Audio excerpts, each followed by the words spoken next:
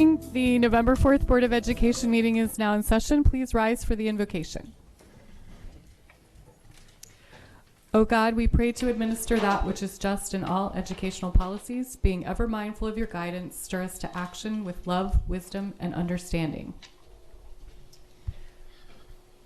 Before we do the pledge, I just wanted to say that a week from today is Veterans Day, and it's a day where we honor those who have served and are serving our country.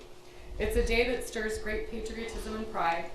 And this morning we are privileged to have with us a group of students who I have no doubt are of our future leaders in our country, our state, and our nation, and who may one day serve in our nation's military. Here to present the colors and lead us in the Pledge of Allegiance are cadets from the Annapolis High School NJROTC program. I would ask the cadets to remain in place after the pledge so the board can take a photo with you. Forward, march, left, left, left, right, right, right, left, other guy, halt, ready, up, present, colors.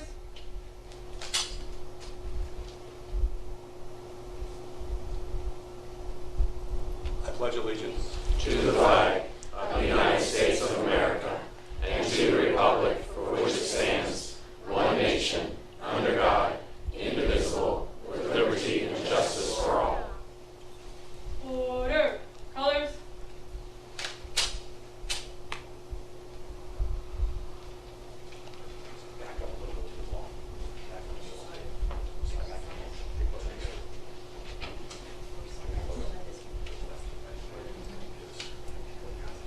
Ready, cut.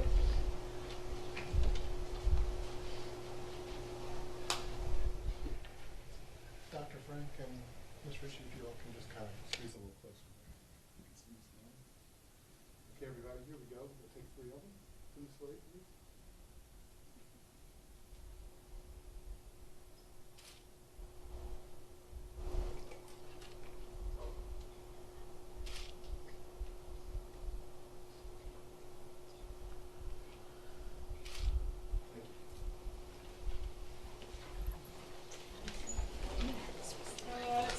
Face. Forward, march, left, left, left, right,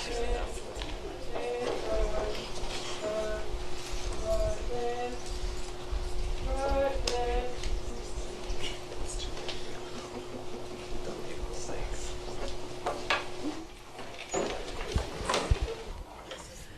I just want to thank Commander Jack Eggleston, who leads the program, and the cadets Chris Amaya, Jackson Cole, Anna Hegelson, Cameron Martin, and Nick Zethan, who took the time to be with us this morning. We're extremely proud of every one of them.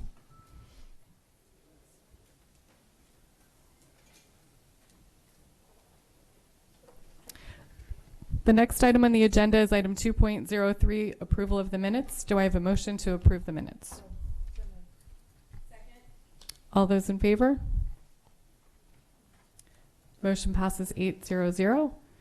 Item 2.04, establish agenda order, and the agenda stands as published. Item 2.05 are recognitions, and today we will recognize the Lakeshore and Severna Park Elementary Schools for receiving their 2015 National Blue Ribbon Awards.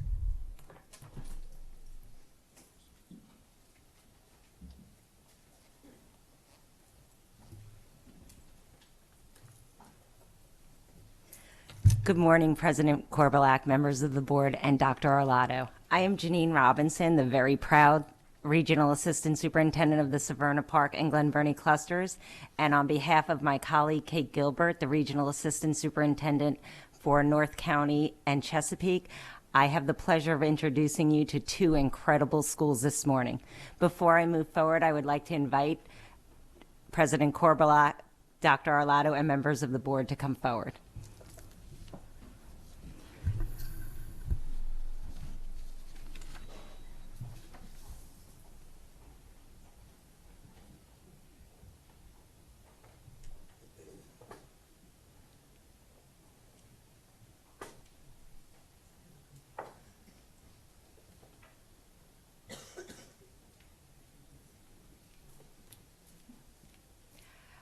Earlier this year, our school system stood brightly in the national spotlight as one of the few in the country with multiple national blue ribbon schools.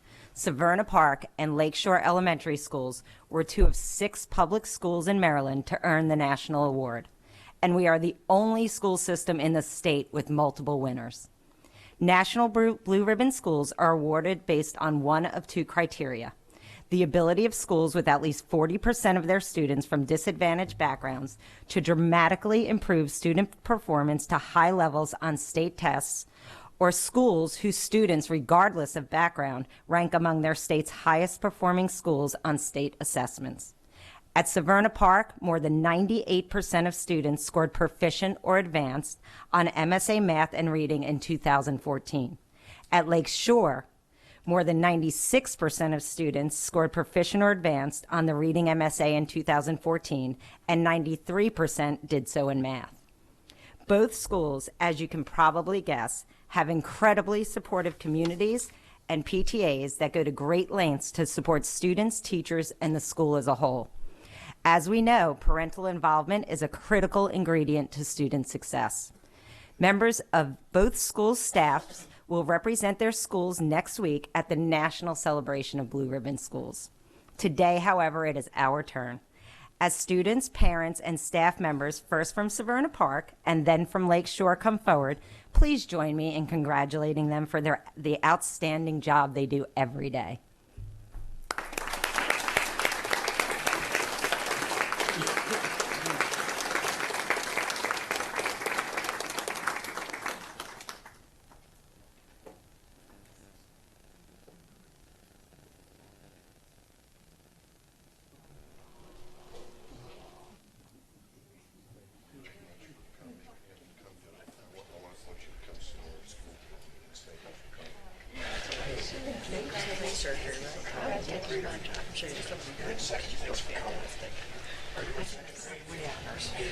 Congratulations. Thank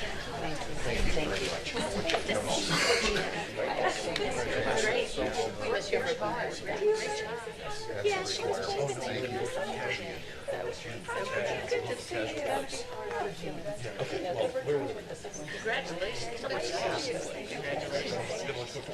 How are you? Thanks for coming. Pretty awesome school. How are you? Thanks for coming. Thank you. Well deserved. Congratulations. Well deserved. You helped me honor all of it. Looking good. Looking good. Congratulations.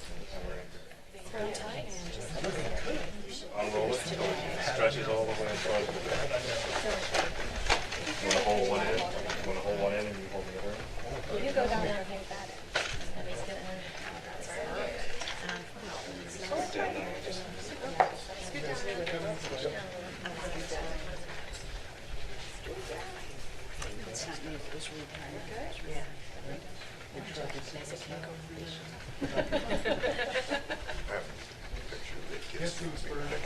They want to. Okay, I think we got everybody now. Just raise your phone out. Just there we go. Look, everybody, look at this right, free photo.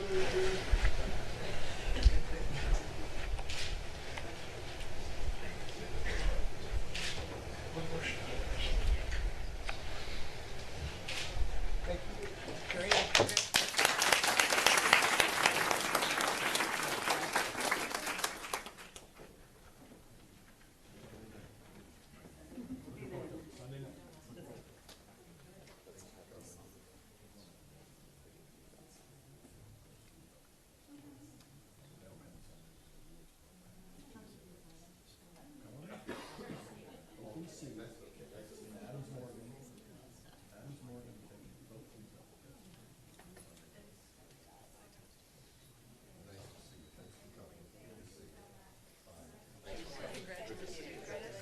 Congratulations.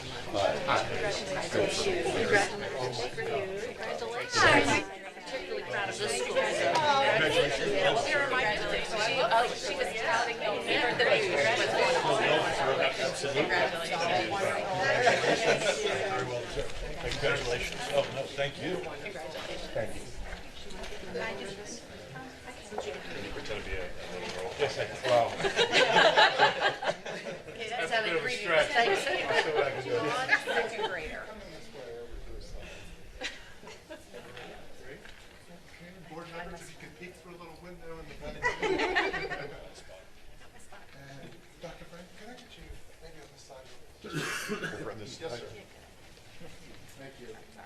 Okay, everybody looking this way for three photos.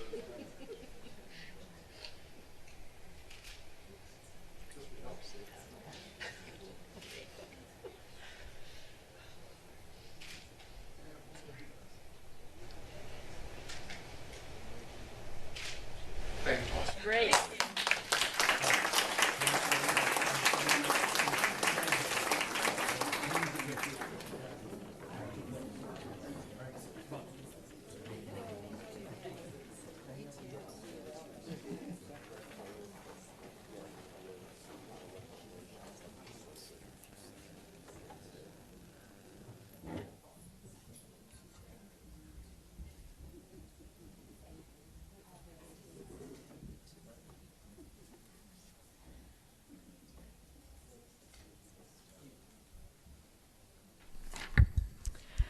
Our next item is 2.06, Educator of the Month. Mrs. Birch.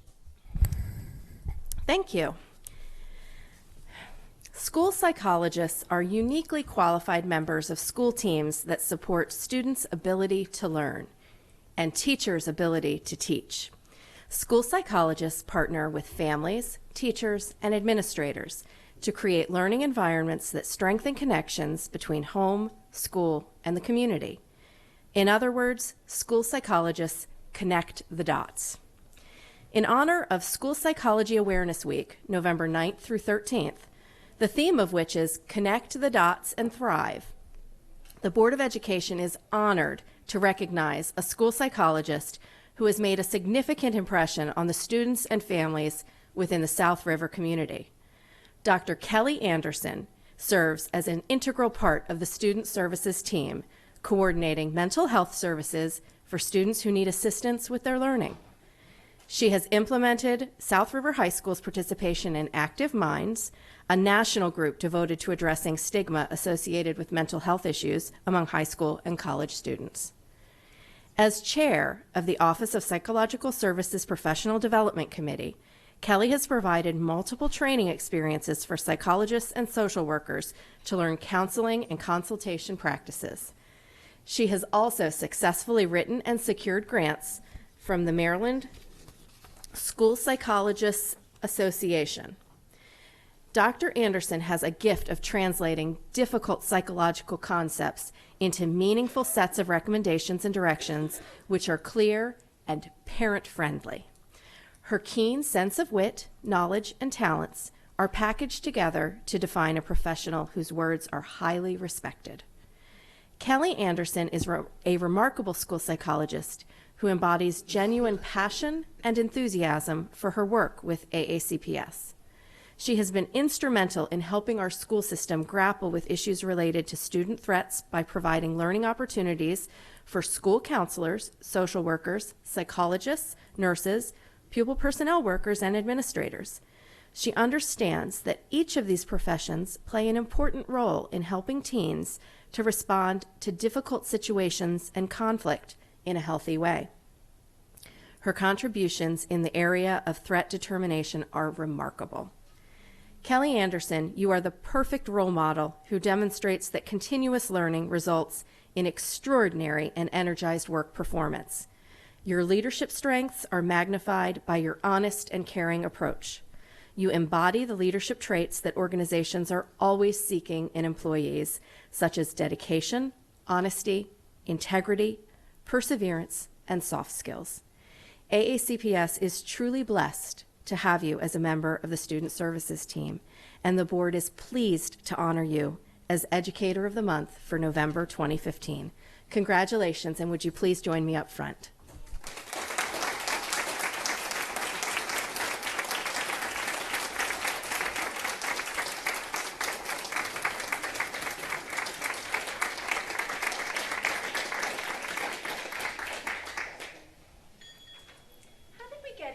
Today?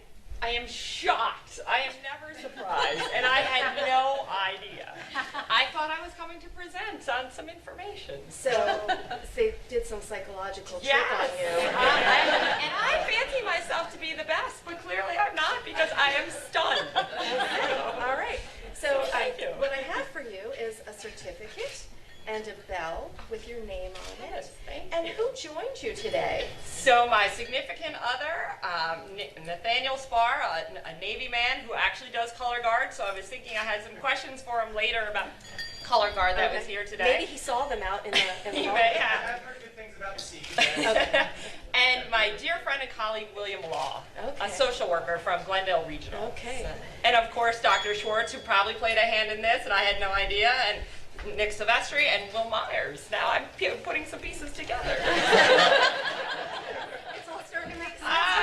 But yes, slowly but and surely. next week we're going to be honoring all of you. So, Yes, so wonderful. yes. Well, Thank you. Congratulations Thank to you, you. and thank you so much for all that you do for all of us. Truly a surprise and an honor. I very much appreciate it. Well, thank you very much. Thank you.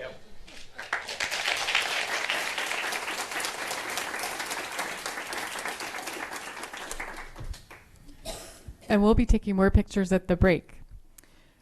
Item 2.07 is the Employee of the Month, Mrs. Pickard. In a perfect world in Anne Arundel County Public Schools, when an amazing employee is assigned to 2 schools, the board would like to wave its magic wand and clone the employee so that each school could reap 100% of the benefits of the employee's excellent work product. Such is the case with Mr. George Guthrie, Technical Support Technician serving both Arnold and Belvedere Elementary Schools.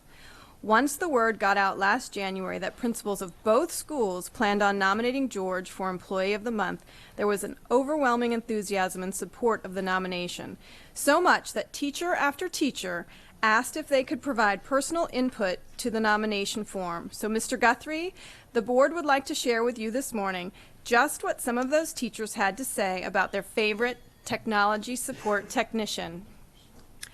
George is always willing to go that extra mile and to see that things work right. He is the hardest working lab tech I have ever met.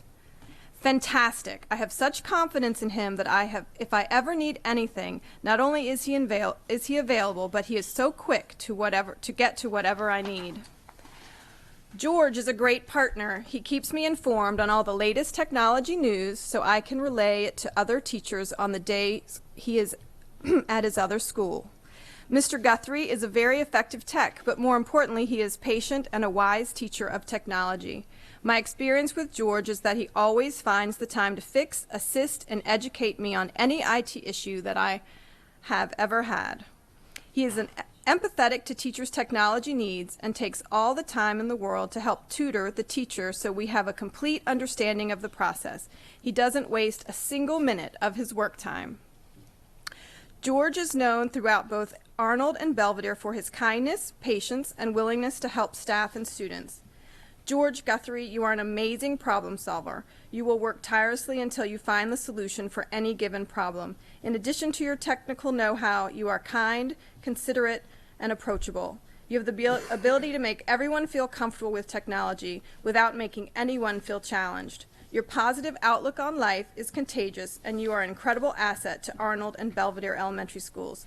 So for these reasons and more, the Board of Education is honored to recognize you Employee of the Month for November 2015. Congratulations, and please join me up front.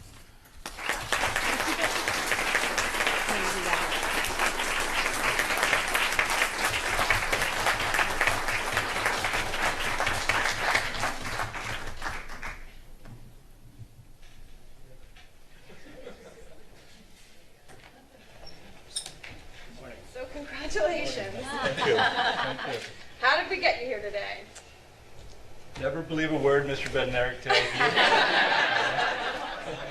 He told me I was going to present something to the board, and I'm very honored to be here, shocked to be here, and very grateful to the Belvedere and Arnold community, as well as all the other people I serve now. I actually left those 2 schools because I wanted to move closer to home, so I left them. I love them dearly. They're both over there. And, and now I'm at Glendale and Woodside, and enjoying that as well. So thank you. Well, we have a lovely certificate. Thank you. Wonderful. Thank you again, everybody. Very honored.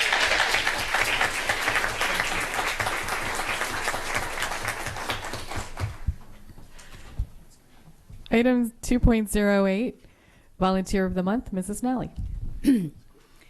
Even before her children were school age, our Volunteer of the Month was advocating for their school with a big picture community perspective. While this dedication to the larger community continues, this extraordinary volunteer also serves as an in-school volunteer and PTA leader. Today, the Board of Education is proud to honor Ms. Carrie Petz of Arnold Elementary School as our November Volunteer of the Month. Years ago, Carrie began attending local development, school board, and CAC meetings to report back to the school's PTA and parent base. She successfully spearheaded efforts to install new sidewalks and crosswalks to enhance safety for children walking to Arnold Elementary School. Since that success, Carrie served on the Arnold School Building Feasibility Study Team, whose final recommendation was that the Arnold Elementary facility be completely rebuilt. When follow-through was in doubt, Carrie rallied the Arnold community and presented undisputable data to convince the Anne Arundel County Public School Board of this necessity. According to fellow parent Molly Harding, the school board's change of heart would never have happened if not for Carrie's leadership over the past 2 years and her depth of knowledge of this complex process. Even while pursuing the feasibility study behind the scenes, Carrie still made time for in-person volunteering as PTA president and attending school improvement meetings, where she's been a key contributor to developing ways to improve academic success for students of the free and reduced meals program. Thanks in no small part to Carrie, there are now enrichment programs such as reading buddies and homework to help to assist these students. Carrie is currently serving as the Parent Volunteer Coordinator at Arnold Elementary, utilizing her talent for identifying a person's interests and gifts to encourage them to participate in and develop new programs such as the successful Hero Boys Running Club that aided over 30 boys in training for their first 5K, and a beautiful mediation garden built by a mom who is a master gardener. It is through her deep connection to the families at Arnold and the relationship with staff that their confidence in programs Carrie supports that the whole community has benefited. Not surprisingly, Carrie Petz was a finalist for the 2015 MSDE Parent Involvement Matters Award. She is currently serving on the Superintendent's Parent Involvement Advisor Committee and is currently a Leadership Development Institute participant. Thank you for your service, Carrie. Would you please come forward with great appreciation? I would like to present this Volunteer of the Month certificate and bell.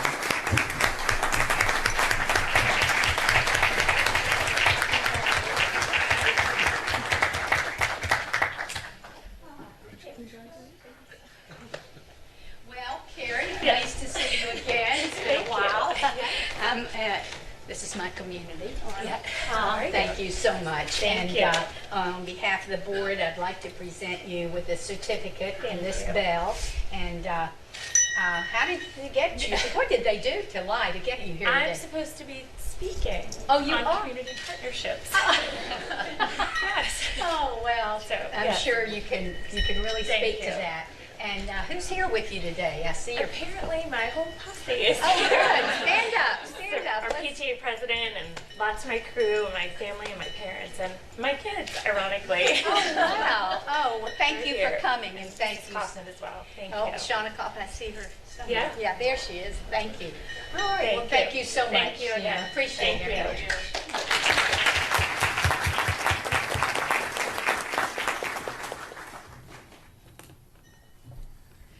The next item on the agenda is 2.09, School and Community Highlights.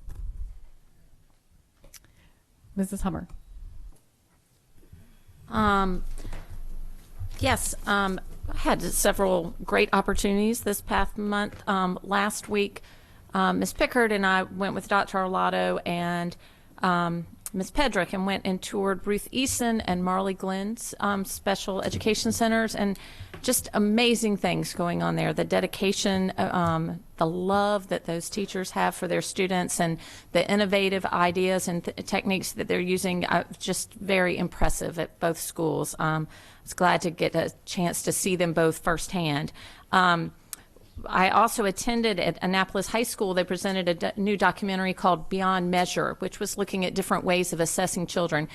assessing students rather than just standardized tests. And I came away from it very encouraged because all the things they highlighted in this documentary are things that Anne Arundel County Public Schools are already doing. Project-based learning and our magnet programs and STEM things, and watching the things that were highlighted in that documentary, we are well on the way down the path for that, and it left me feeling like we are, just as I thought, on the cutting edge of educational innovations within education, and so I was glad to be a part of that. And I also got to, yesterday, I went to Monarch Global Academy and stood out with their PTA giving out donuts and coffee and dancing and karaoke to welcome the parents in the morning. And if you ever go out there, Donna O'Shea, the principal there, can do some mean karaoke.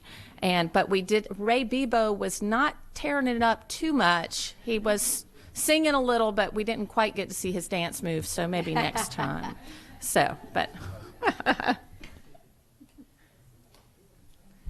Dr. Frank? As a engineer, I had that wonderful opportunity with other members of the school board to go to these programs at CAT North and CAT South. And I must say, as my own limited experience in doing a little electrical work and heating, HVAC as they call it, and other things that need to be done at home, if you have an opportunity or a need to have someone work on your home, I hope they've gone to CAT North or CAT South, because it's a fantastic opportunity for those students and you, if you live in the community, to take advantage of what they've learned. Last night, we also, several of us had the chance to go to the Maka Learning Center in Gambrels for our first board outreach of the school year. And we just had a wonderful time sharing a meal with them and talking about concerns and issues in their community. And we're looking forward to our next outreach during Black History Month, sometime in February, weather permitting.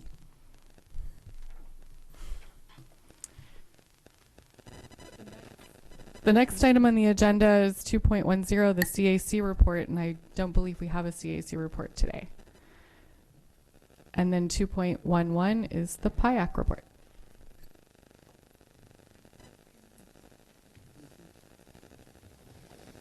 Good morning, President Korbalek, Vice President Nally, Superintendent Arlotto. My name is Carol Streeter, and members of the board. Apologize for that. My name is Carol Streeter, and I'm the president of the Parent Involvement Advisory Council.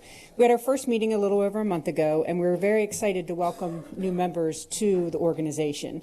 And thank you, Superintendent Arlotto, for coming and sharing your insight to our group. It definitely means a lot to us to be able to hear what's going on.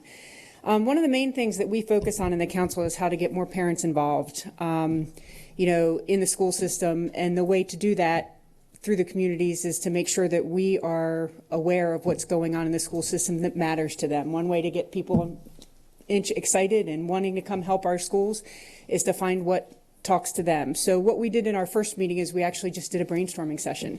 And in that session, we just asked everybody there, what are you hearing in the community, what's happening, what do they care about? And we just did a whiteboard session, and we came up with a list, and we have 6 items on our list of what we're going to focus on this year. One is the school calendar development. Seems like a really easy thing, but as you know, as I hear more and more about it, it's not an easy thing, and it's really important for us to understand so that we can take that out into the community and we can, dispel, some of the thoughts that people have. Another thing is transportation. That's interesting. It's important. People are curious about bus stop locations, bus stop supervision. Also when you talk about the school start time, the whole bus, the bus software that we have, all of that is information that we would like to get so that we can take that back out into the community. Curriculum. It's a large item to put on there, but we're specifically talking about a couple of years ago, STEM 6-7, STEM 7-8 math came in play. We'd like to see, where is that now? How is that working for everybody? And then maybe even link in the new K-1 and what's going to roll out so that people are aware of what's coming. And then mental health, that's such a big big part of the community and what our kids are going through. When you can look at it from the school start time, some of the other items that we have in gender identity issues, anxiety, stress, and what's in the curriculum to help our kids with that. So just trying to, so that we understand what's going on. And then communication.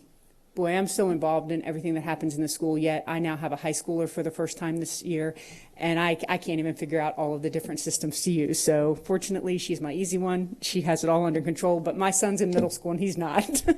So if we can help get that information to the parents and then get that out into the community, I think that will help as well. And if we can give feedback, you know, what's working for us and what's not working for us. And then the final thing on our agenda, which is always important, is funding. You know, how is the budget put together? Because there's so many times that, you know, I'm sitting at a football game or at a band thing and I hear people complaining. And if we have that information and we know how it's done, we can get that out there and help maybe keep some phone calls down for you all. So we're really excited about this year. You know, 2015, 2016, looking forward to a good year. Last year, the weather wasn't kind to us, so we had to cancel 2 of our meetings. So we are hopeful that the weather is kind to us and we'll be able to have all these because we want all this information. Thank you. Thank you. We're going to take a short break for some pictures, and we'll be back for public participation.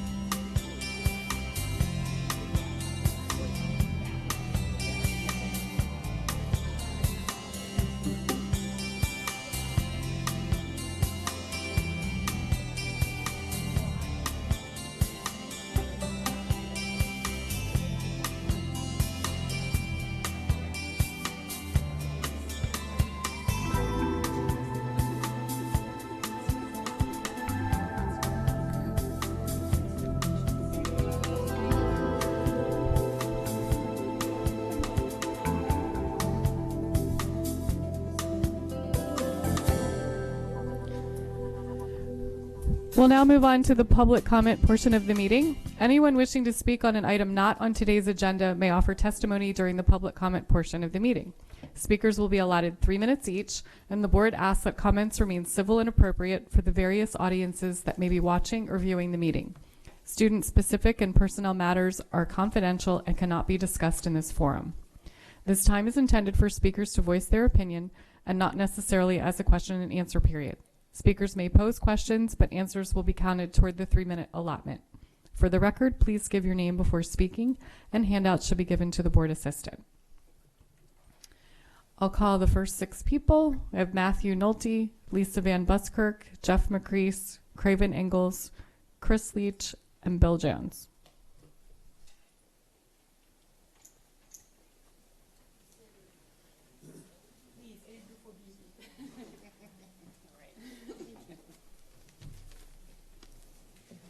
Good morning, Board of Education and Dr. Arlotto. As you know, I'm Lisa Van Buskirk, here representing Start School Later and the sleep-deprived students in Anne Arundel County.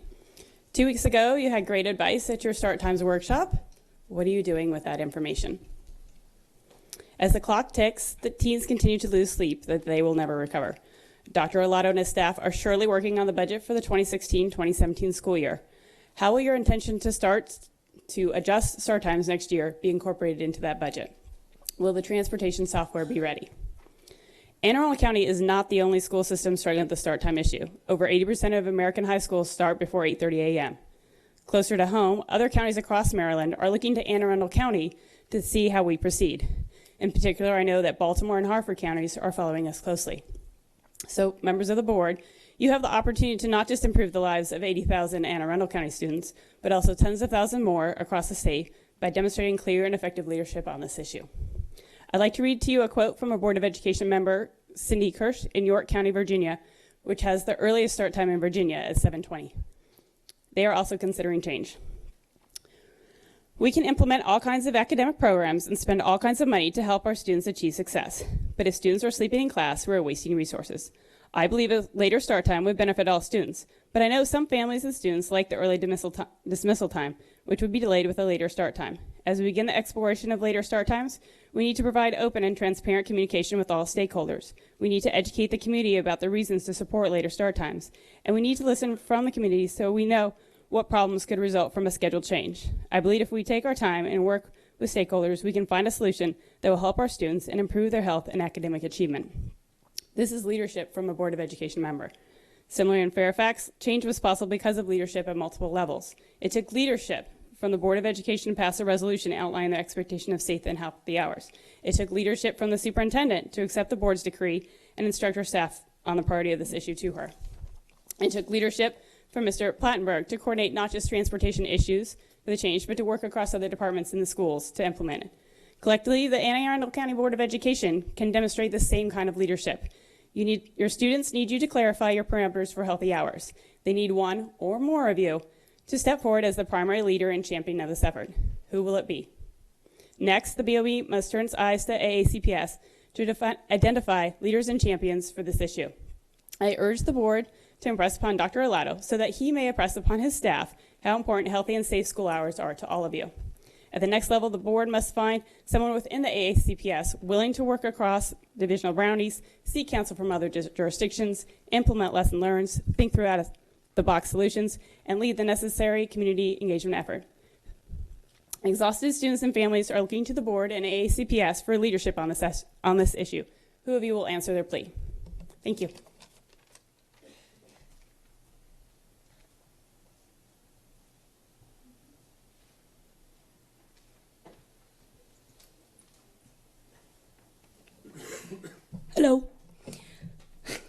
Hello, my name is Matthew Nolte, and I am a 16-year-old boy. I attend Old Mill High School, and I am currently in the 11th grade. Among the many things that I identify as a transgender man. This year has been particularly difficult for me, though. I no longer live with my mother, as I consider our relationship emotionally harmful to me. Now that I live with my father full-time, I attend Old Mill.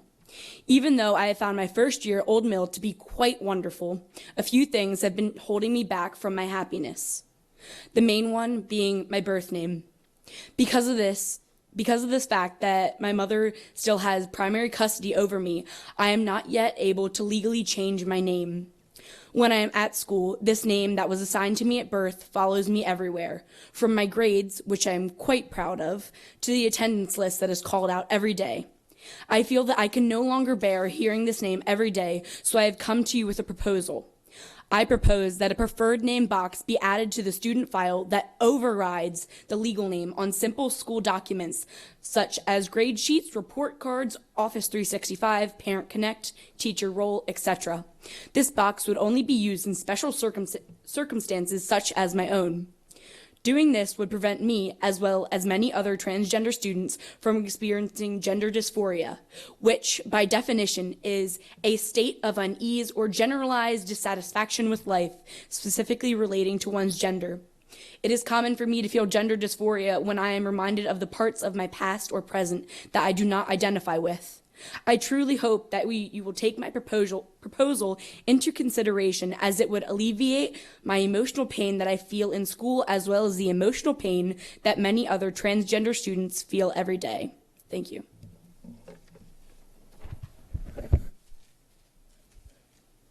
Matthew, thank you for sharing. These are some issues regarding transgender that we are wrestling with. They're new for us as a large school system. And one of the things I'd like to do is invite you to join some of our conversations. Before you leave, would you touch base with Dr. Gail Cicero? She's waving her hand. If you'd be willing to share your contact information, and maybe you can help us out with some of these issues. And another thing is, I'm not a transgender. I am a transgender person. That is the proper use of the word. Just FYI. I get it all the time. Actually, there have been administrators at my school that have pointed at me, called me he, she, it. So it's quite a problem. But, yeah.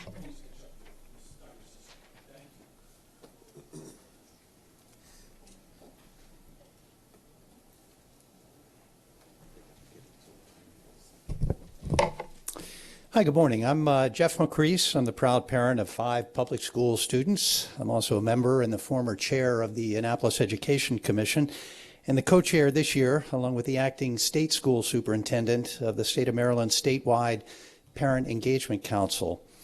I'm here today to respectfully ask the board to redirect excess monies in the AACPS General Fund and to use them during this school year, 2015-2016, to immediately restore financial incentives for teachers who work in high-poverty schools, the so-called challenge schools. We think we found a win-win-win proposal that benefits our teachers, our schools, and our students. As you heard the board meeting 2 weeks ago, there's been widespread teacher and parent concern over terminating grants and other pays to teachers in schools of poverty. These are teachers who are in the front lines of our quest to erase achievement gaps. They face tremendous challenges with parent involvement, challenges with resources, challenges with discipline, challenges with kids who arrive in their classrooms hungry. It's in these schools that we desperately need to encourage our best and brightest teachers. Over the past 10 years in Annapolis, we've seen firsthand that financial incentives work. No one can fully compensate these teachers for the extra challenges, but these teachers this year have suffered reductions in their pay. Some, as you heard last week, as much as 17%. This is wrong. No teacher should ever see a pay reduction at any time, especially those who are working in the most challenged schools to erase achievement gaps. Earlier this week, the Annapolis Education Commission passed a resolution that reads, "We support the immediate restoration of incentive pays for county teachers who work in high-poverty schools." So how do we propose to pay for it? Well, working with County Councilman Chris Trumbauer and the county auditor, we think we found a solution. According to the last audited figures, there exists $3.6 million in excess monies in the AACPS General Fund. These funds, we understand, are not otherwise committed, and with an addendum to the negotiated 2015-2016 agreement with the teachers' unions, we could restore the lost funds so that no teachers in our most challenged schools would see a pay decrease. And I draw your attention to the handout from Chris Trumbauer and Teresa Sutherland that I hope has made it to you.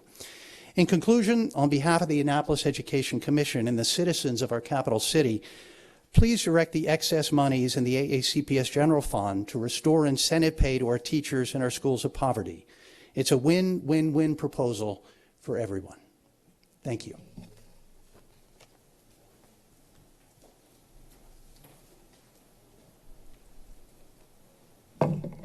Good morning. I'm Craven Ingalls, and I'm the president of the Annapolis High School PTSA. On October 14th, the PTSA unanimously passed a resolution to support the continuation of the challenge school stipends and retention bonuses for high poverty schools. We believe that these measures are imperative to supporting the excellent and passionate teachers at Annapolis High School who work tirelessly to close the achievement gap. A consequence of federal legislation such as the No Child Left Behind Act and more recently Race to the Top and Common Core state standards has been a heightened awareness among educators and the general public of the statistical gaps in achievement between white students and most students of color. The achievement gap is tightly correlated with poverty, housing, and socioeconomic conditions. During the October 21st Board of Education meeting, Anthony Alston stated during the Closing the Achievement Gap presentation, "We are not where we want to be." The Anne Arundel County public school system has grown by more than 6,000 students in the last 10 years. The Hispanic population has tripled. Farm students have increased by 75%, and we have approximately 1,300 homeless students in the county. On October 26th, the mayor of Annapolis, Mike Panelides, penned an essay about Annapolis. There's no place like our city. Annapolis has earned numerous accolades and best of designations. One of the best state capitals to live in, our Main Street being listed in the top 5 most romantic main streets in the country. I wonder what designation the city of Annapolis or the state capital of Maryland would receive if its achievement gap statistics, staggering numbers of children receiving free and reduced meal vouchers were brought to light. Impacting and closing the achievement gap is essential to the continued growth and prosperity of our city and our county. If our most needy students are not prepared for life after high school, the entire population of our beloved city suffers. We cannot risk sliding backwards with so much at stake. The teachers that commit themselves every day to change lives and contribute to our community deserve to be compensated for the unique challenges they take on. In closing, the Annapolis High School PTSA supports the Annapolis Education Commission and its proposal to use some excess monies in its general fund to restore incentive pay to teachers in challenged schools. These teachers are needed in high poverty schools to prevent a widening of the achievement gap.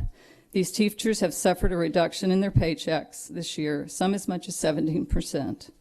This was unexpected. It's wrong. No teacher should see their paycheck shrink, and it makes more difficult the job of closing the achievement gap. Thank you very much for your time.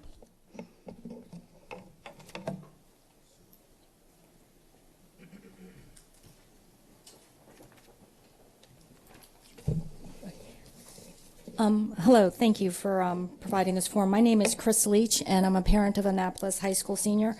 Debbie Ritchie may remember me as a frequent speaker of the board meetings when my children first enrolled in Anne Arundel County Public School 15 years ago. Not as much advocacy from the Annapolis feeder system back then, so I had to take up that role. Times have changed, as demonstrated by the 2 polished speakers that preceded me, and my apologies for not being as prepared, but I felt I had to sort of correct something from the last time I testified. Just a little history. I was fortunate enough to have the support in my family that I was able to work part-time, enabling me to volunteer in my children's school. I've been a treasurer, president of a PTA or a club organization for all but 2 of those 15 years. I've spent a great number of hours volunteering in Anne Arundel County Public Schools. I currently am the Sports Boosters treasurer, the Anne Arundel County PTA treasurer, and prom breakfast chair, while working full-time. So, my participation in middle and elementary school was substantially more. I spent a lot of time in the Annapolis cluster schools. I'm here today, as I plan on being here at every subsequent meeting for the rest of the school year, to highlight the dedication of the teachers at the Annapolis cluster, specifically Annapolis High School. teachers in a high poverty school have so many more challenges that just don't exist in the regular schools. From a call to families to send supplies in with students to assistance needed for volunteering, that is something that just doesn't exist in high poverty schools. And I want to sort of straighten out a narrative. It's not for lack of, our parents not wanting to. For those that can, it either is transportation issues. I, through a fundraiser, had to develop product into Robinwood one time at the elementary school. So I ran into a parent, a family with small children. The father was going to his second job. So, they have an incredible amount of challenges, and it's not for lack of wanting to help, but it's just that they just don't have the resources to. The one thing I wanted to say, as I sort of made a comment or a joke at the last time I testified, I do fully support the teachers with their work to rule. I have a senior, so I know that it can impact me, but I see their dedication day in and day out. I testified for Mr. Gandhi, who's my daughter's AP physics teacher, to Mrs. O'Neill, who's the class rep for that class. I mean, they spent countless hours just helping out all of the children. Mr. Chang, who, it's an incredible combination. He's the IB higher level math teacher, which is, from what I've heard, is more rigorous than the ABBC Calc. And he's also a JV football coach. And his poor daughter that had to attend all the lacrosse games, I've seen him in the stands. I mean, this is the dedication of all of the teachers. I just wanted to straighten that out and just let you know that, from somebody that spent countless hours there, that, they do too. Thank you.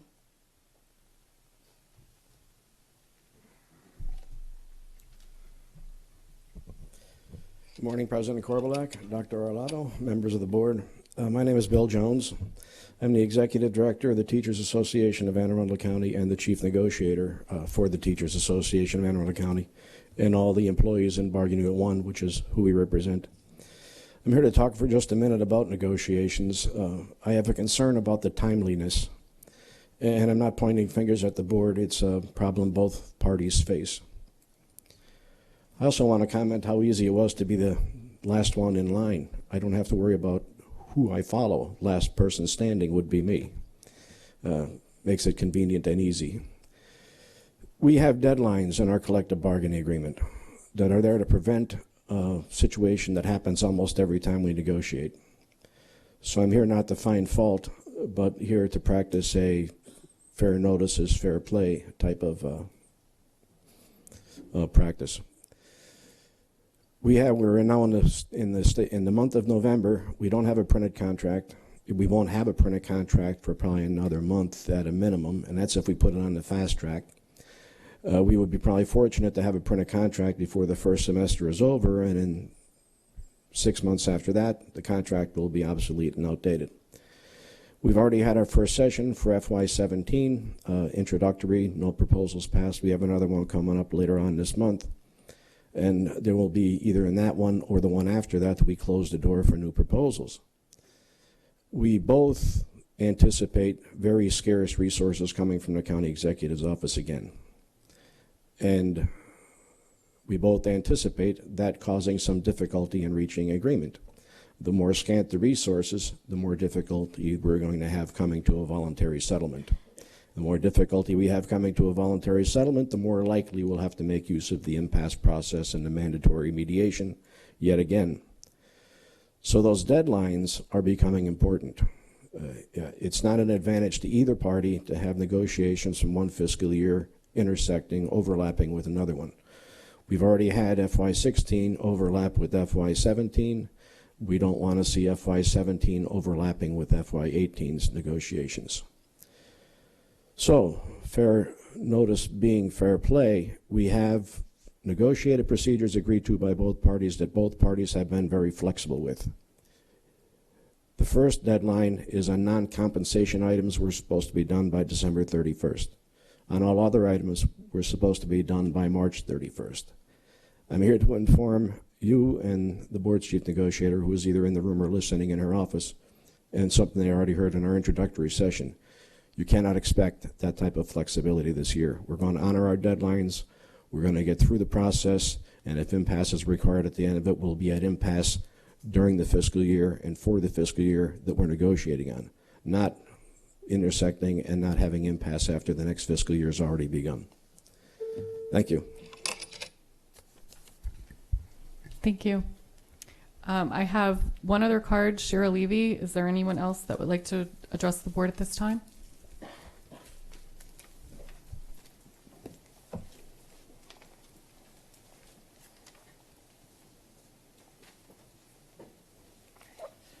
Good morning. My name is Shira Levy. I'm the president of the School Psychologists Association of Anne Arundel County.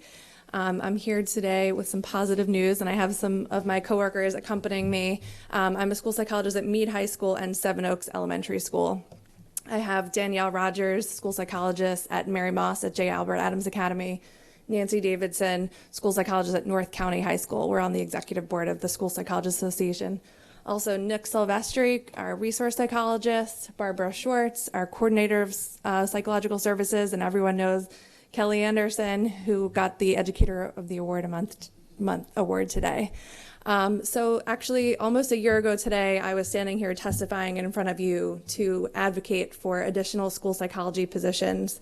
And as we heard from Kelly's amazing speech earlier, just the importance of school psychologists and the role that we play in the school system of helping our students access social emotional skills in order to remain resilient and to grow. So today, we're actually here in gratitude for you and President Korbelak. If we could come down to accept an award we have made for you, the Board of Education. It says, with gratitude, this recognition is presented by the Anne Arundel County Public Schools school psychologists to the Anne Arundel County Board of Education for their support of children's mental health, wellness, and achievement. And we just are so grateful for you with the support of our positions and changing the 210-day employees back to 12 months. So thank you very much.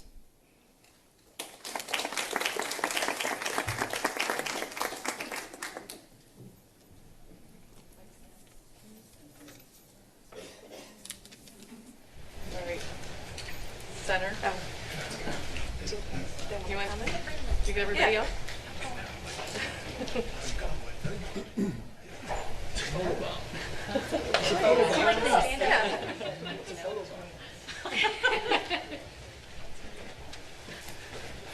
You guys lined up right. Stand up.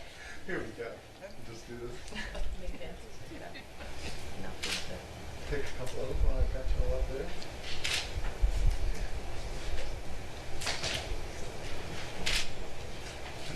Thank you guys. Thanks for everything you all do. Thank you very much. Thank you. Thank you. Thank you all very much.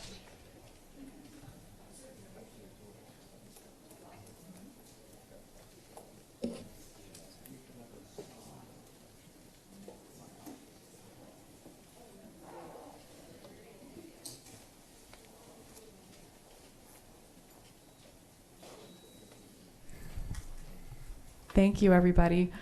Mrs. Burge. I have a follow-up question from some of the testimony for the superintendent.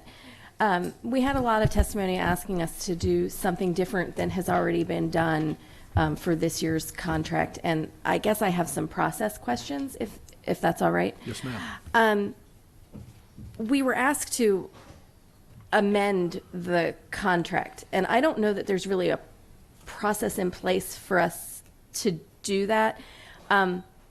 So I guess that's my first question. And the other question I have is I want to make sure TAC is the only one that can negotiate on behalf of the teachers. Is that correct? That's correct. Okay, so other parties can't come in and say, we want you to do this for teachers. TAC has to ask us to do things. Well, certainly people can advocate for teachers, right. Absolutely. But when it comes to negotiating salary, work hours, work year, those sorts of things, it all has to go through. We have to work through the TAC leadership to do that, or any of the other unions, in if it were appropriate. Okay, so the board can't unilaterally decide to give more money to teachers for something unless it's in the contract. Correct. That has to be negotiated. Because it's a mandatory subject of bargaining. Correct. Okay, so just like we can't unilaterally decide to do something that would be negative for teachers, we also can't do something that's positive for teachers. Right. We unless couldn't it's in the contract. unilaterally pay them differently, nor pay a union member or selected union members additional work days. Okay. All that has to be negotiated. Okay, so that's not something the board can do on its own. It has to be done through regular negotiations. Correct. Okay. And I also have some questions about the general fund money that has been discussed as available. Can you explain to me, were you given access to the paperwork that I guess the people that testified, was that ever shared with you as to what money they were speaking of, that we have general fund money available to spend? No, the paperwork wasn't shared with me, but I knew of, there was apparently some emails that went back and forth between several members of the community, as well as Mr. Trumbauer and the county auditor. Okay. And I think some of my folks had seen some of that paperwork about a little over $3 million surplus. I don't know that we really ever have surpluses in terms of money that gets, after we balance out our books at the end of the fiscal year, and any monies that we didn't spend, say it was we didn't hire a number of teachers, or we didn't spend money in a particular category, rolls over into the next year to help pay our bills. And that's what that fund balance does for us. It moves forward into the next year. So it doesn't necessarily mean that it didn't have a place to go. It's just that on June 30, it didn't have a place to go. Correct. On July 1st, it may have had a place to go. Correct. Okay. Correct. And I also think that some of the recommendations that I heard about were to take additional money from our healthcare fund balance to refund these types of things. And I mean, I think we've already said that's always one-time money, so it's not a good idea to be spending one-time money that our teachers themselves invested in with their premium payments to pay for teacher raises. Correct. That's not something, and it's not new to this community. It's not new to this board to talk about the healthcare fund balance and using it to pay other bills. We spent upwards of $155 million a year as we're self-insured. And while there is balance left, we are purposeful in having that balance so that we can pay our medical bills as they come in from our employees. Okay. All right. Thank you for those clarifications, because I just wanted to be a little more clear on some of the things that were said earlier. Thank you so much. Yes, ma'am. Mrs. Hummer? Yes, I think they've already slipped out, but I wanted to speak to the psychologist who was here, Ms. Levy. I've had personal interaction with because she was the psychologist at my children's elementary school, and now she's at Meade High School.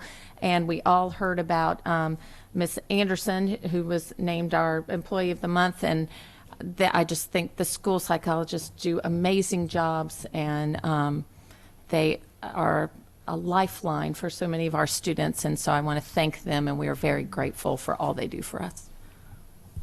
Dr. Frank? Dr. Alato, if I could ask you to clarify some things, and perhaps these are not easy things to clarify, but I thought for members of the board and the bargaining units, to me this is a complicated situation, because as a member of Anne Arundel County and as a taxpayer, funds are determined by the county and by the government. So to what extent, as a member of the school board and superintendent of schools, are we in a position to negotiate? Dr. Frank, maybe you'll have to clarify, negotiate what? Are we really in a position to provide additional salaries if those funds are not available to us? We are not, right? So we have just ratified a contract with our Teachers Association, and then we're going through the process with our other bargaining units. And once that has been ratified and approved by both sides, that's what we operate on for the next year or years, depending on whether it's a one-year or multi-year contract. So we've gone through that process in terms of the Teachers Association, I think you're referring to. And so we now have a contract for this upcoming year, and that spells out the salary, benefits, work time, work year, all of that is spelled out for the current year. We have now, as Mr. Jones said, we've begun the process this month of negotiating for yet another contract that would take place a year from now.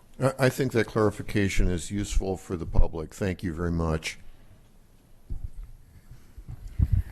Mrs. Nally? To accommodate Mr. Blake's schedule, I move to take item 4.12 out of order and take it at the beginning of the action items. Is there a Do I have second? a second? All those in favor? Okay, we will take item 4.12. We're going to begin the action items now. It's the ratification of the negotiated agreement between the Board of Education and AFSCME Local 1693. Good Dr. Arlato, your recommendation? Yes. I recommend the approval of the tentative agreement between the Board of Education and the American Federation of State, County, and Municipal Employees, AFSCME, Local 1693.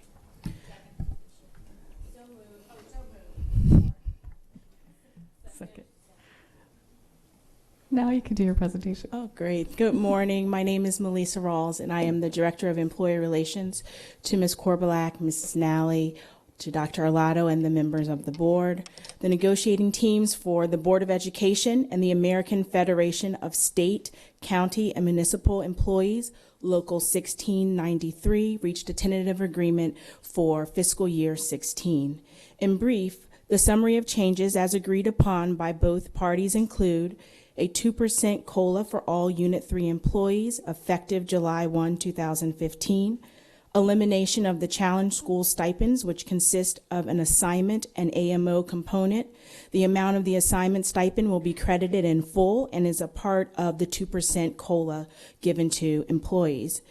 In addition, there will be an additional day for annual leave for all Unit 3 employees for FY16. And lastly, an increase will occur to the rate of tuition reimbursement for Unit 3 employees. Additional information regarding these and other items contained in the summary of changes can be found on the AACPS website. I would like to also take a moment to thank Corey Blake, the Assistant to the Executive Director for AFSCME Council 67 and Chief Negotiator for Local 1693, and Roland Johnson, President of Local 1693, and the negotiating teams for their dedicated effort during FY16 negotiations. Together, we were able to reach an agreement which supports AFSCME members in their commitment to AACPS students, staff, and community. On November 1st, 2015, AFSCME ratified this agreement. As such, I respectfully request your approval and ratification of the noted summary of changes. Thank you.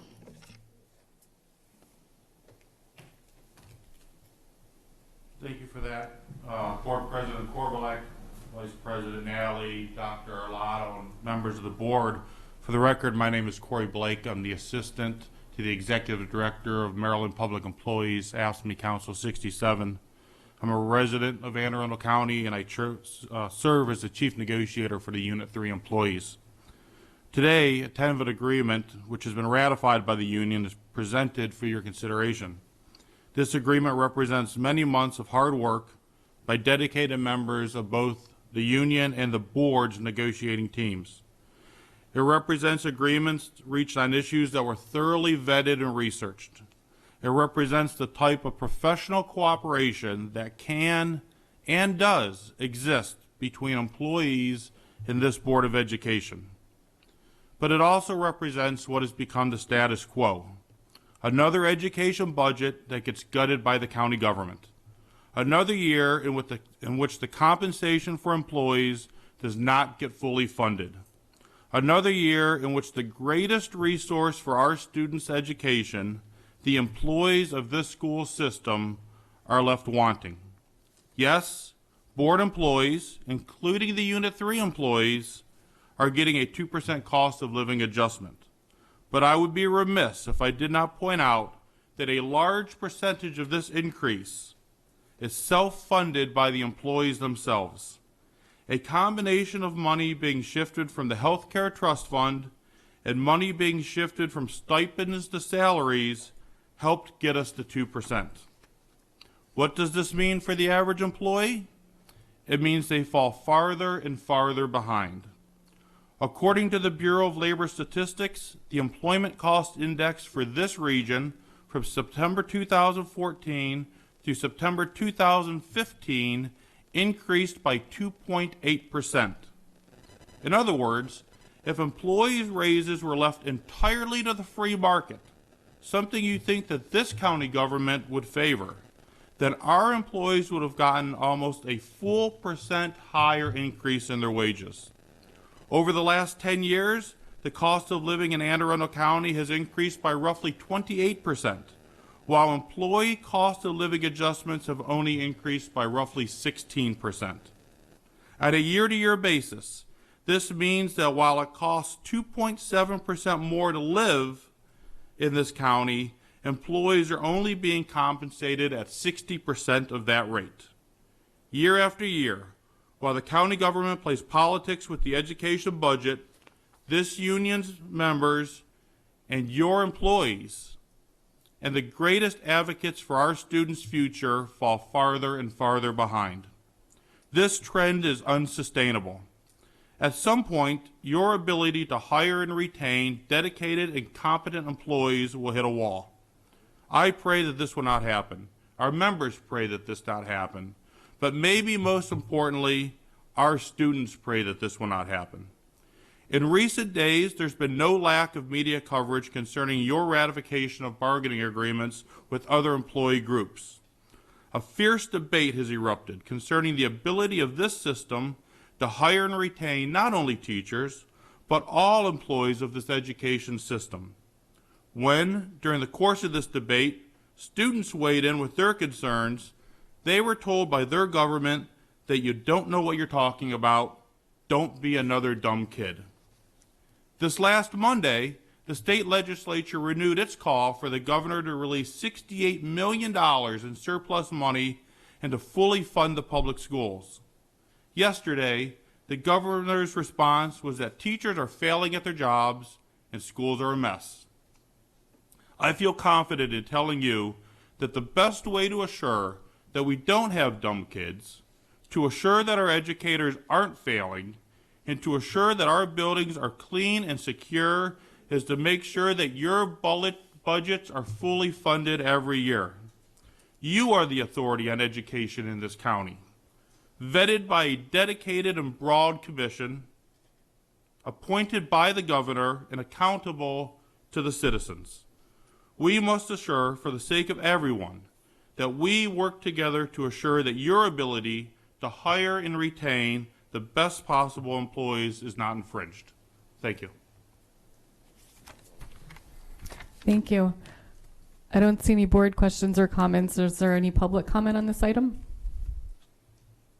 Okay, we have a motion on the floor that's been properly made and seconded. All those in favor of ratifying the agreement? Motion passes 9-0-0. Thank you. Thank you.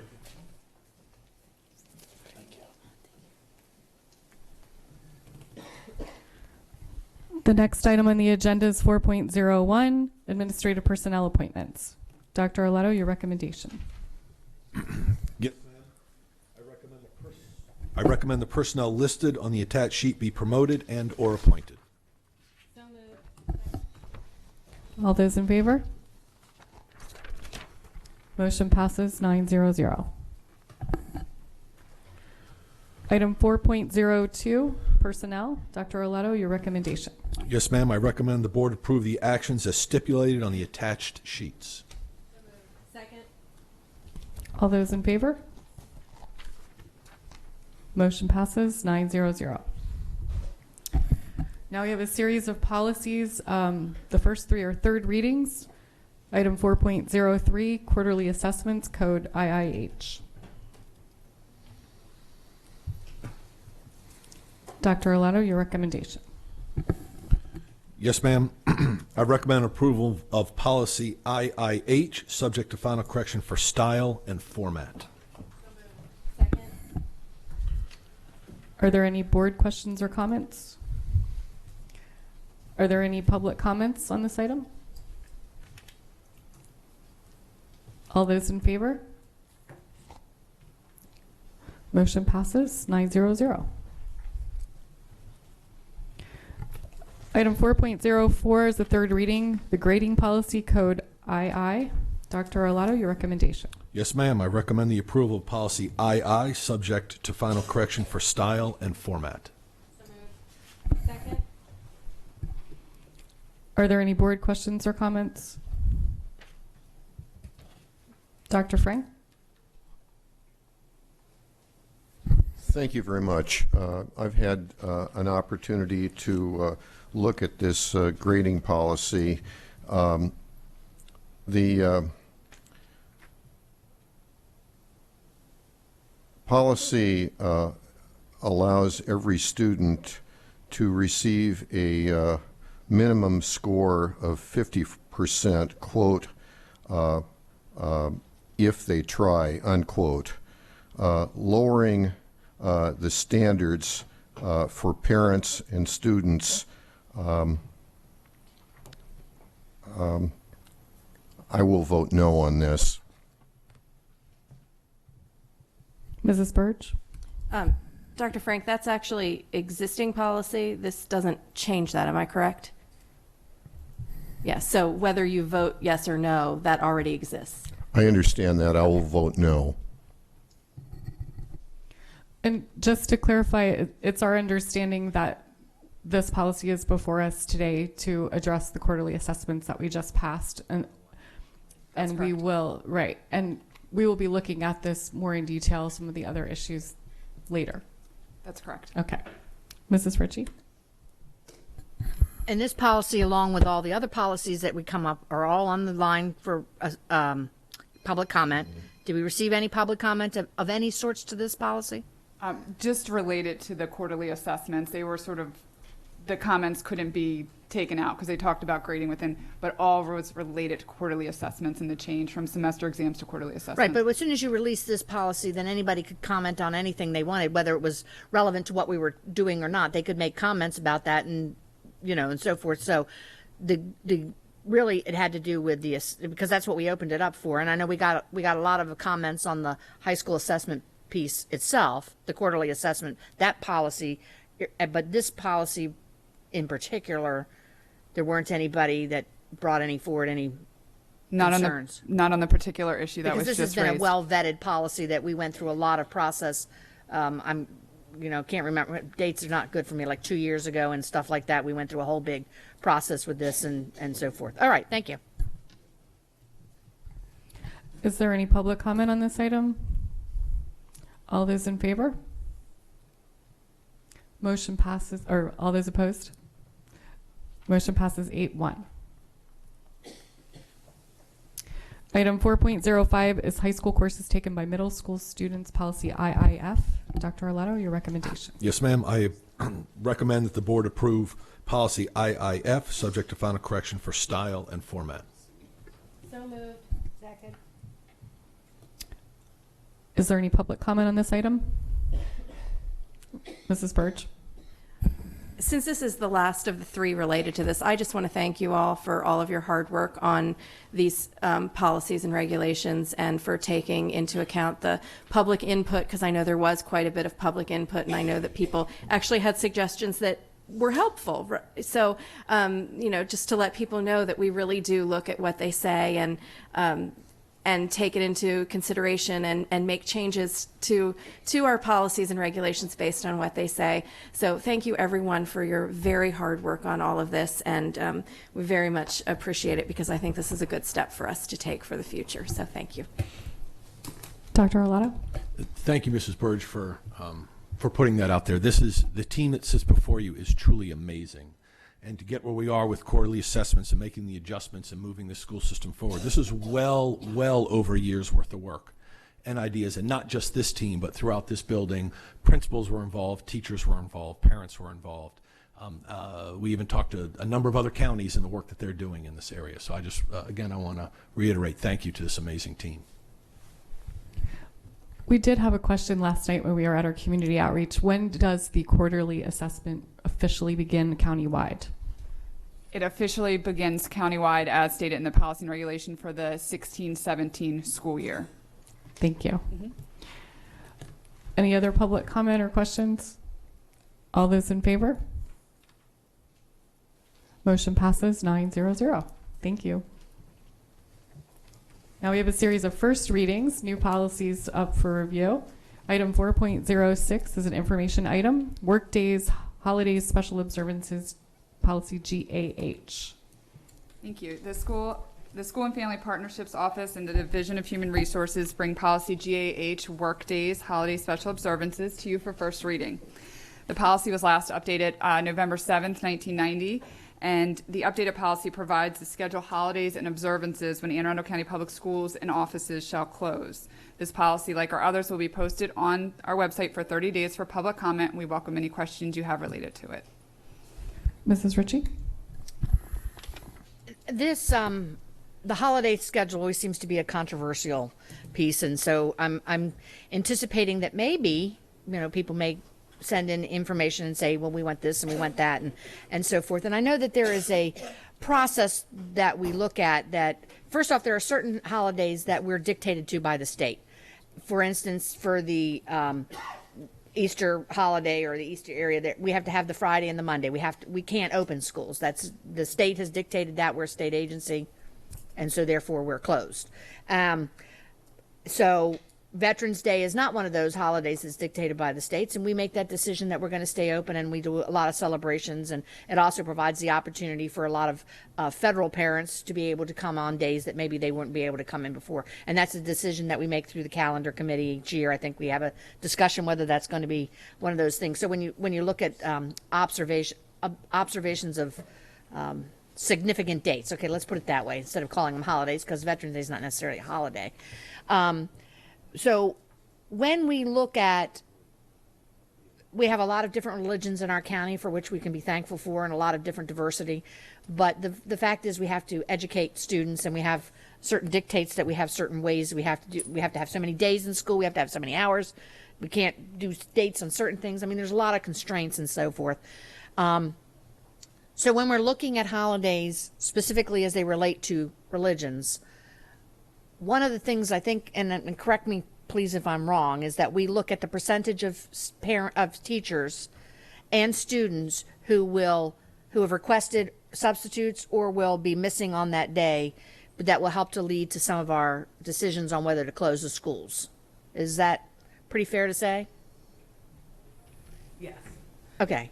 Well, the reason I say that is because people will say, again, last night when we were at, they would talked about Eid, which is a religious observance for them, and so they're upset that the students, we don't close schools, and the fact is that it's a very small majority of people who are Muslim who represent that, or any religion other than some of the ones we've recognized here. So if that became something in our county that became a growing concern in terms of our teachers and in terms of students, but we've also taken a concession that students won't be tested. We won't provide any major testing on those days. And we can do that. We can work around those kind of things.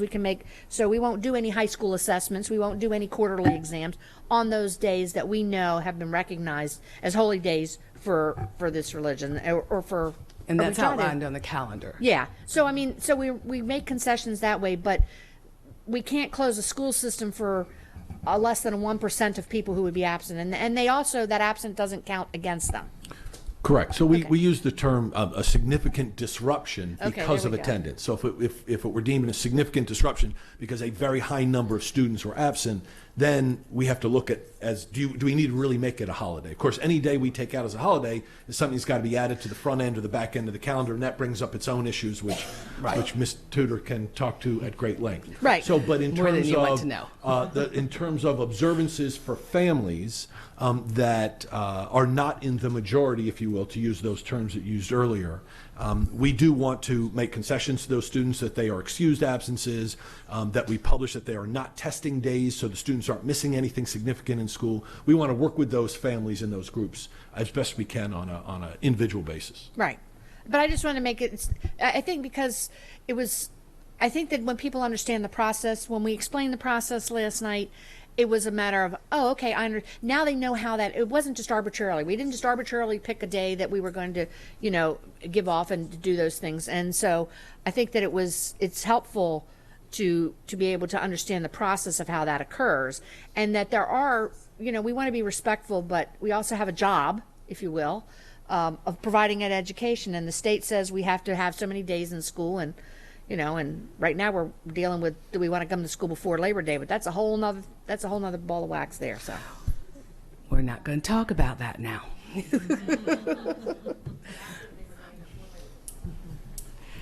Another issue or another question that's arisen with our Muslim community is the equity with the Jewish holidays, and the question about the change in our county's composition over the years.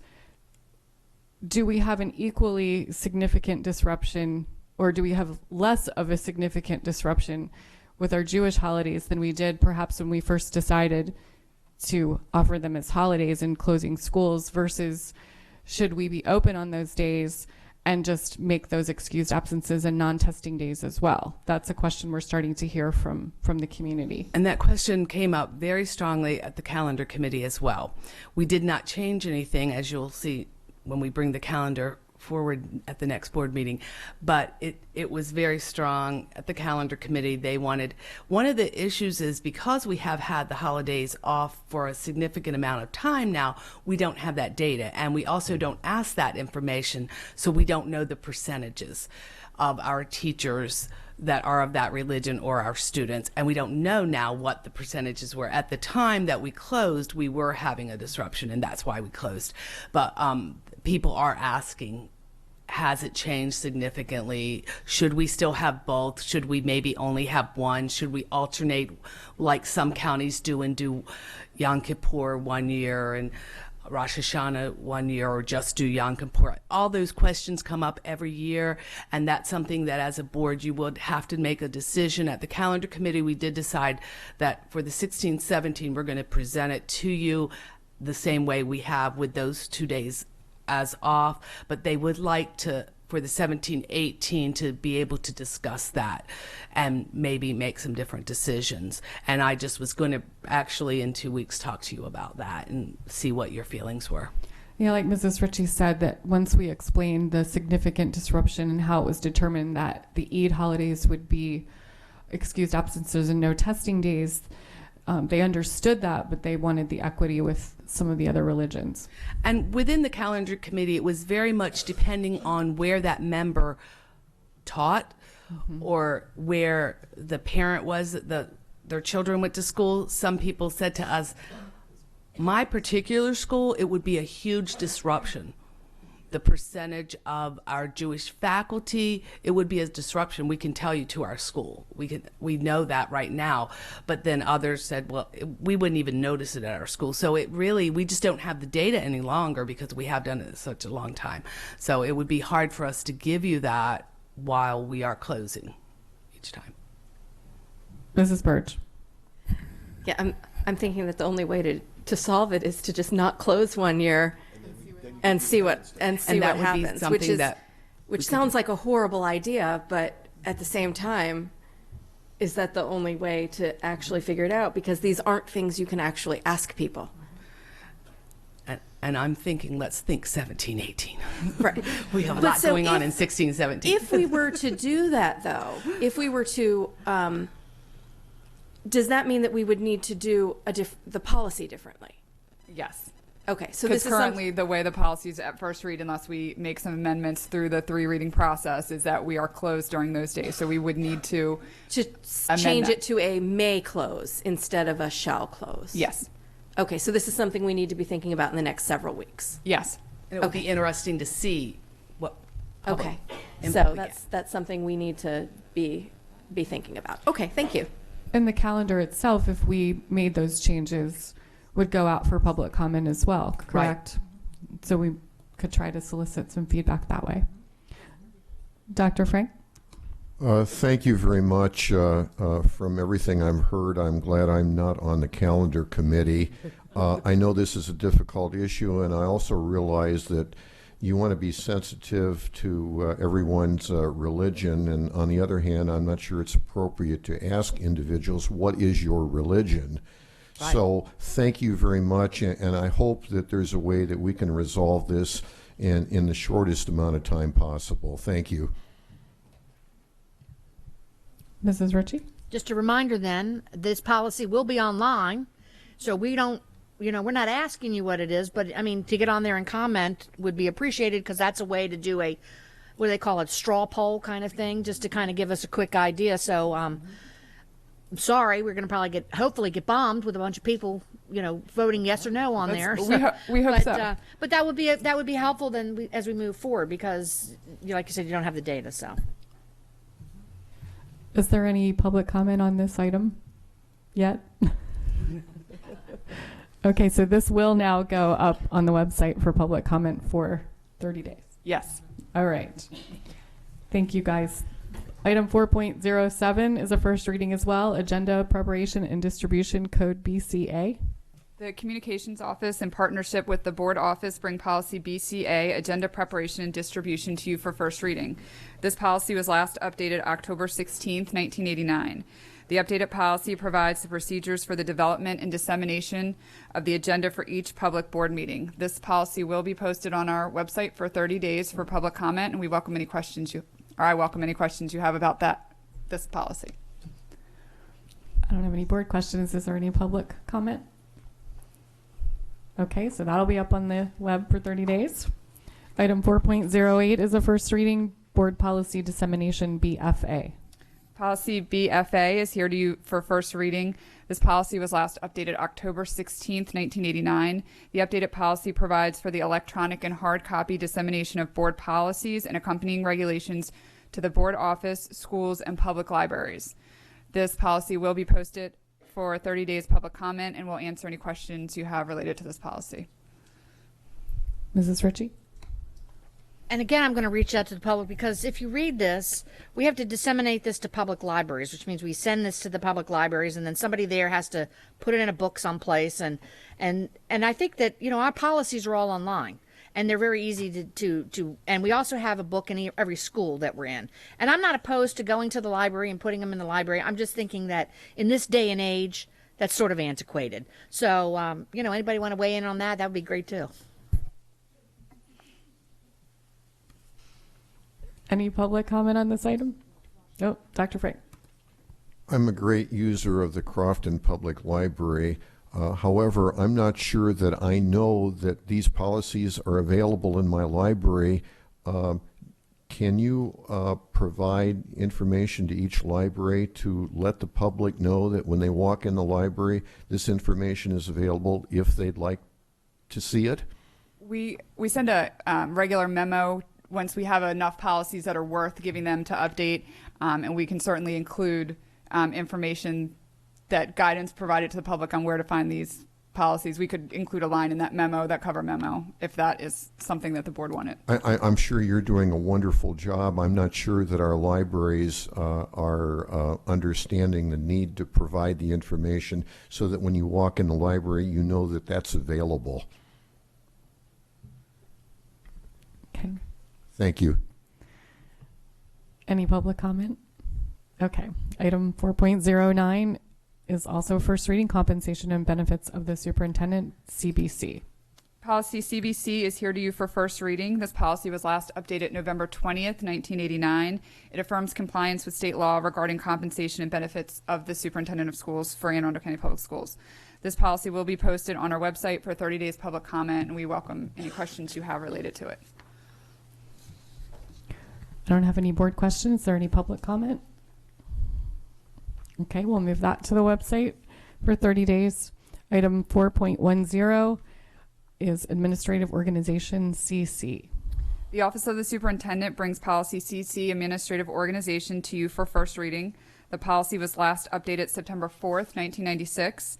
This policy provides information regarding the organizational chart that is provided to the board and posted publicly on our website. The policy will be posted on our website for 30 days public comment. We will answer any questions you have related to this policy. I don't have any board questions. Is there any public comment? Okay, we'll move that to the internet for public comment. The next item on the agenda is item 4.11. This is an information to action item, the 2016 legislative program. Do I have a motion to move this from information to action? All those in favor? We now have an action item. Dr. Arlato, your recommendation. Yes, ma'am. I recommend approval of the 2016 legislative program. So moved. And we have a presentation. Brief comments. It is my pleasure to bring to you our recommended 2016 legislative program. While it's only November, the first day of session when the General Assembly convenes will be here before you know it. It is January 13th through April 11th, if anyone's wondering. This document provides a comprehensive overview of the board's position on topics that impact public schools and education in Maryland. This program serves many purposes during the legislative session and throughout the school year. Before session begins, this program is sent to our elected officials to provide them with background and positions of our school system so they are aware of board stances when they are drafting, amending, and voting on bills. During the session, we use this program to advocate on your behalf when bills are filed and heard related to the topics covered in this program. Then, throughout the year, the program is utilized by staff to appropriately represent the board's position on various issues that are raised by stakeholders from time to time. I'm happy to answer any questions you have related to this document. Mrs. Ritchie?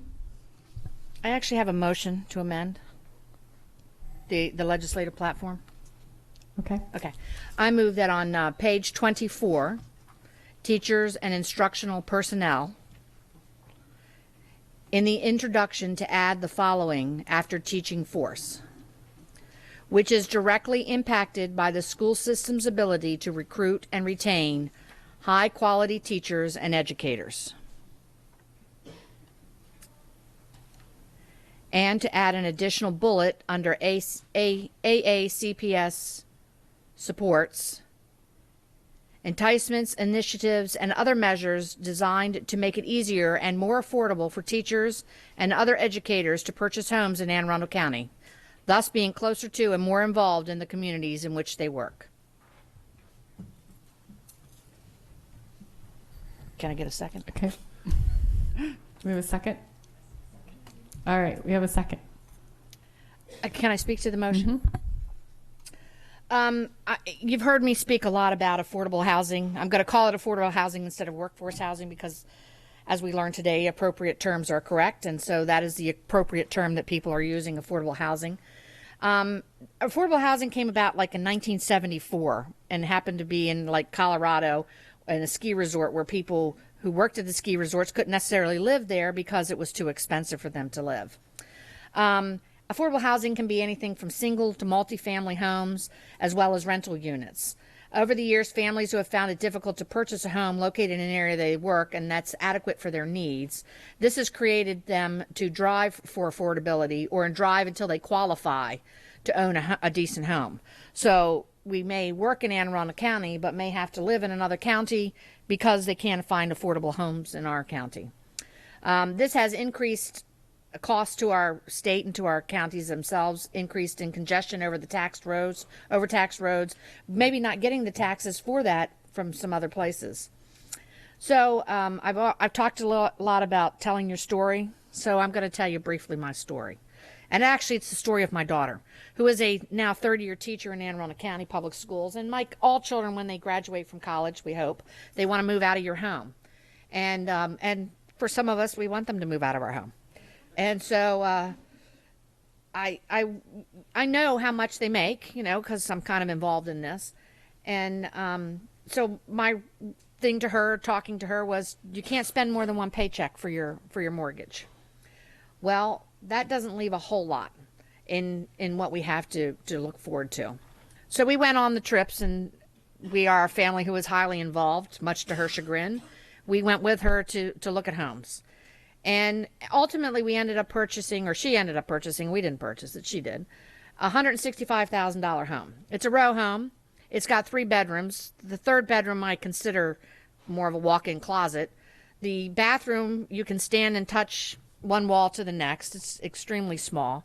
And for her, this is fine. And for her 15-month-old daughter, this is fine. But for a growing family or for anybody that has more than one child in this, it's extremely small.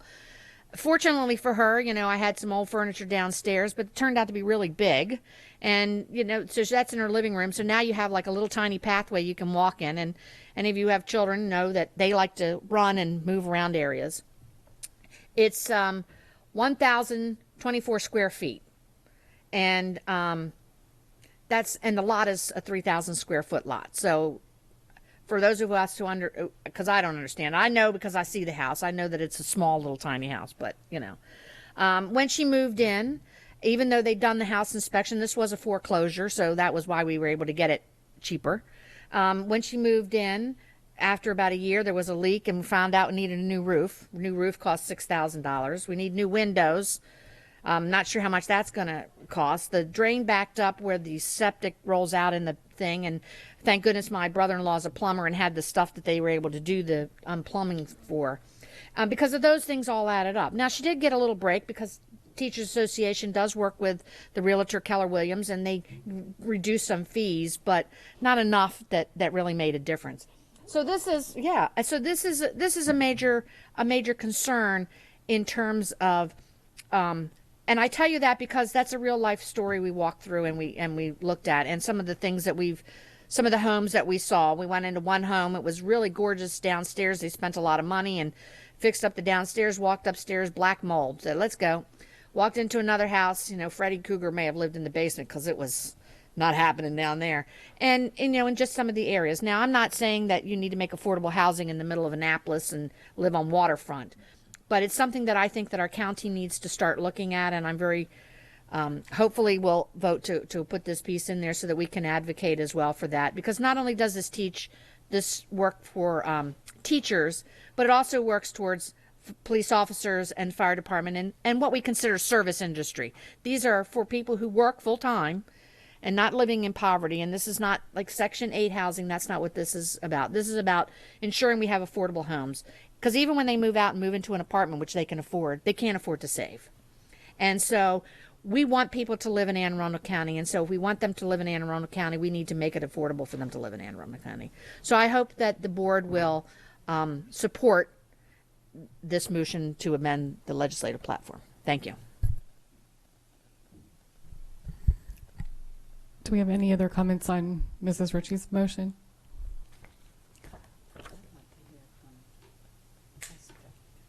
Okay. I'd like to hear your opinion on this, financial, or what do you see as about this motion? I think one of our interests, well, let me just start by saying Mrs. Ritchie's amendment, I think, supports where we are as a system anyway in recruitment and retention efforts of our teachers. And one of the things that we talk about in here is we want high quality teachers. We know that's going to directly impact our students in the classroom. So I think the message of how other ways that we can support our teachers and make sure we have the best teachers in the classroom that are not distracted by the leaky roof and everything else, that we can get them in a good situation. I think that aligns with the purpose, intent, and spirit of this program. I have a question on a different page on the school nutrition and health. Yes. Do we? But she was just talking about voting on the whole thing. No, we have to address for amendment. Okay. And then we can amend other ones if we need to. Okay. Is there any public comment on the amendment to the teachers and instructional personnel page? Okay, all those in favor? All those opposed? Motion passes 7-2.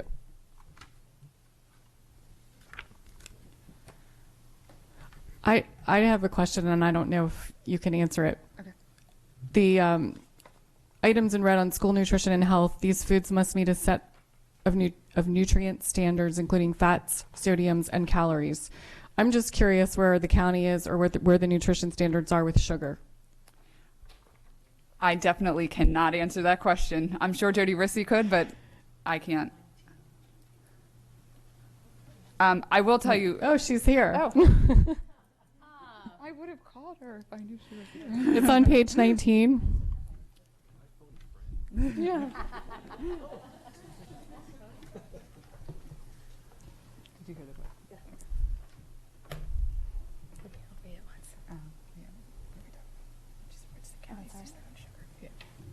For the record, Jody Rissy, Supervisor of Food and Nutrition Services. What we look at, USDA mandates what we look at nutritionally, so they're the items that we listed. Sugars aren't pulled out separately, so when we look at total calories, that's part of that equation, but not part of each individual item or sugars being separate as a nutrient. So we're just following the USDA. USDA, MS. How they're labeling and looking at correct nutrition. Mhm. Okay. As well as MSD. So we look at sugar, but it's a bigger component. We look at calories total. Okay. We have any other questions? Is there any public comment on the legislative program? Dr. Frank? Can you help us, and maybe this is not a simple question, but I would like to hope we can provide and include the best and the brightest to come to our school system. Can you help us figure out what it's going to take so that we can get the best and the brightest to come here? As an individual, no, but I think that there's a team of individuals that work hard on that every day. So I think that that is the ultimate goal of the school system. I certainly would like to hear at some time a response to that and do whatever I can to see that we accomplish that. All right, all those in favor of the 2016 legislative program as amended. Motion passes 900. Thank you.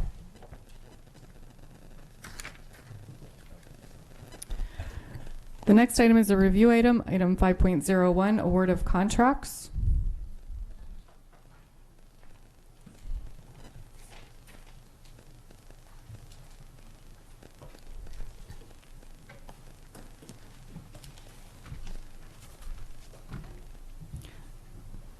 Mrs. Burge has a question for you. What is baseball diamond mix? So as for the record, Alex Shekno, Chief Operating Officer.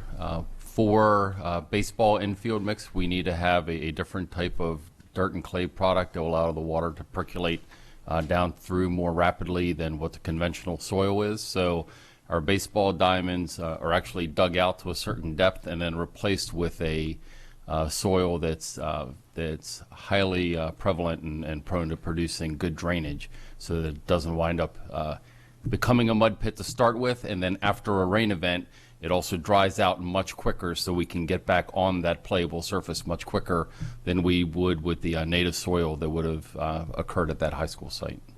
You learn something new every day. Thank you very much. Mrs. Summer. When Duke's root control comes out in use, there's Duke's foaming root control service. I want to come watch. I want to see what that is. I can guarantee you will only do that once in your life. Okay, the next and last items on the agenda are items 6.01 to 6.02, award of contracts. This is an information to action item. Do I have a motion to bundle these and move them from information to action? All those in favor? We now have an action item. Dr. Olato, your recommendation. Yes, ma'am. I recommend that the board award contracts as listed on the agenda as 6.01 and 6.02 inclusive. Is there any public comment on this item? All those in favor? Motion passes 900. Just a couple of announcements. The next Board of Education meeting is an evening meeting, Wednesday, November 18th at 7 p.m. The next Board Policy Committee meeting is Wednesday, November 11th at 1 p.m. And the next Board Budget Committee meeting is Wednesday, the 18th at 4:30 p.m. Mrs. Nally. Yes, I'd like to move that the board goes into closed session to discuss the appointment, employment, assignment, promotion, discipline, demotion, compensation, removal, resignation, or performance evaluation of appointees, employees, or officials over whom this public body has jurisdiction, or any other personnel matter that affects one or more specific individuals, to consult with counsel to obtain legal advice on a legal matter, and to consult with staff, consultants, or other individuals about pending or potential litigation. All those in favor? All right, this portion of the meeting is now adjourned.